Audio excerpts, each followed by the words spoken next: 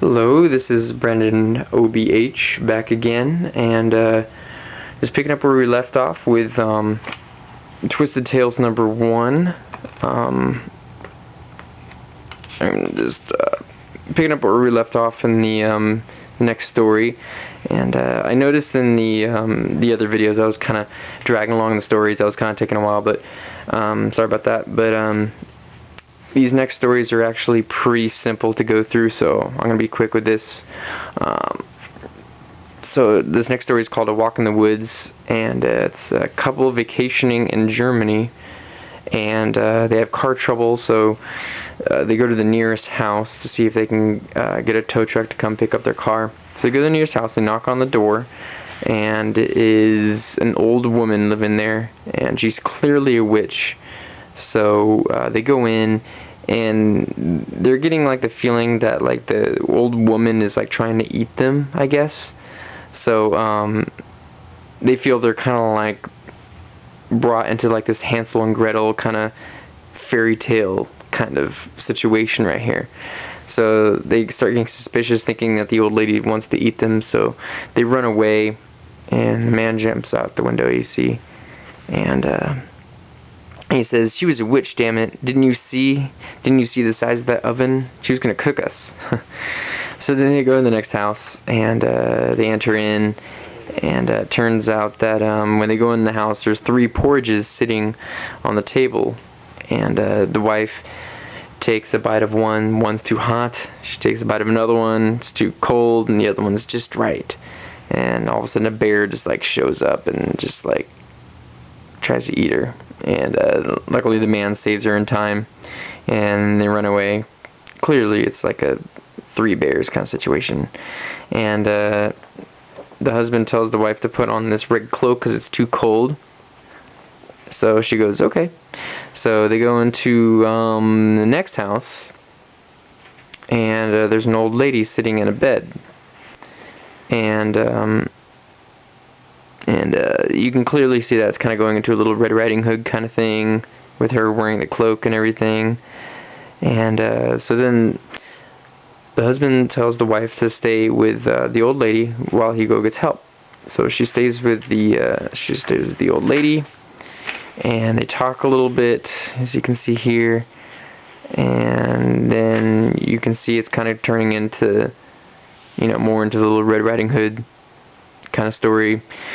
The old lady ends up saying, "The better to see you with, my dear." And then as she's turning around, she sees a shadowy figure covering her face, and she's clearly a wolf. The old lady was clearly a wolf. And meanwhile, the husband is running around. He runs into a woman, and he says, "Please help me. My wife is waiting for me. My car is stalled down the road. I need help." And the lady says, "Okay, yeah, sure, as long as you help me fetch some water from the well on top of the mountain right there." And he goes, "Yeah, sure." And he introduces himself. He says, "By the way, my name is Jack." And the woman, she says, "Well, my name is Jill Henrich, or whatever." And you can clearly see it turns into a Jack and Jill type of fairy tale. And the last panel is them climbing up the hill, and she's saying, "Oh yeah, watch your step. There's loose rocks everywhere. A person can break his head open." So that's the end of that one. And that one's pretty good because, it kind of leaves like, like an unexpected feeling. It's kind of humorous in a way too, how they get locked into a fairy tale type of story. And so this next one's called All Hallows. This is the last one in the comic. This is a really good one. Starts off with these 2 boys on Halloween night about getting ready for trick-or-treating. One of them's dressed up as a devil in a devil costume, and this one's dressed up in a bum outfit. And they're just talking about like, "Oh, we shouldn't be doing this anymore," especially the one in the devil costume. I think his name is Binky. He's saying, "Oh no, we shouldn't be doing this anymore. This is like, we're too old for this. We're gonna get made fun of in school and everything." And they start meeting up with their friends. There's another guy like in a skeleton costume that they meet up with. And then you notice that they keep talking about like a route. They have like a certain route on their trick-or-treating. And this Binky guy says, well, why don't we go to this lady, because she has really, really good candy. And then the rest of the boys say, no, she's not on the route. And he goes, oh, who cares, let's go anyway, she has nice candy. And they go, and to the reader, this is when you notice things are getting a little weird, because when they go to that lady's house, the first thing she says is, what do you want from me? And the boys are just saying, well, we just want candy. And she says, well, leave me alone, I haven't done anything, this is none of my affair. And then she shuts the door on them, and the boys are thinking, oh, what was that all about? But really, to the reader, you're thinking, like, oh, that's a little weird, and like, what's up with these boys? So later on, the boys, they're picking up one other friend named Skeeter, and they pick him up at this gate. So they pick him up, and they continue trick-or-treating, and they go to the next house. They ring the doorbell, and the lady that answers turns out she's like really, really frightened of these children. She's just really, really hysterical, and she's just saying, here you go, boys, here's candy and donuts and sweets all for you, just take whatever you want. And then she's clearly scared, and the boys are just saying, oh, thank you, yeah, what else do you got? Trying to take advantage as much as they can. And the same thing happens at the next house. They go to the next house, the guy answers his time, and they're saying, the man's saying, I have cake, I have candy, I have alcohol, whatever you want, I have it. And he's just pretty much just milking these boys, giving them anything they want, And so the boys go to another house, and the lady that answers is the same way, just saying, do you want me to make you a sandwich, cake, cookies, anything? And so these boys are like getting what they want pretty much.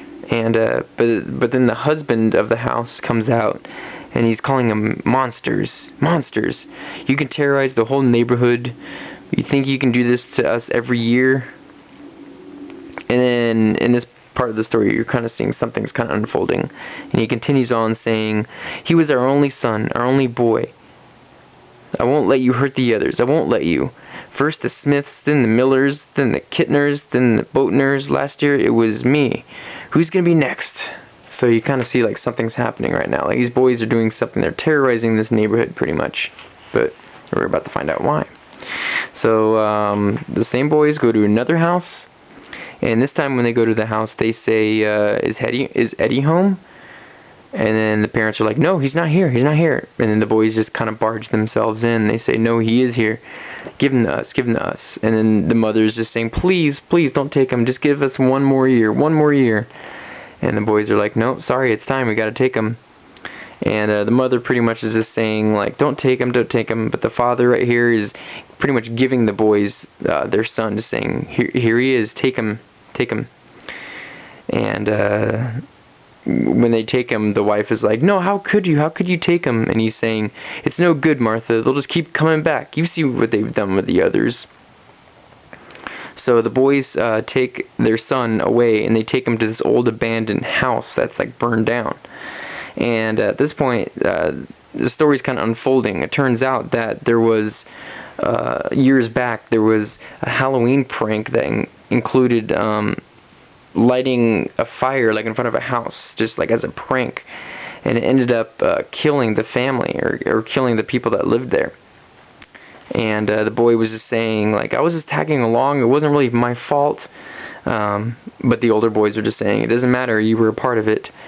So then it turns out that one boy underneath the sheet, which is that boy, you can kind of see him right there, turns out that he is actually a zombie. He came back from the grave to seek revenge on like all the boys that were included with the Halloween prank that caused his death.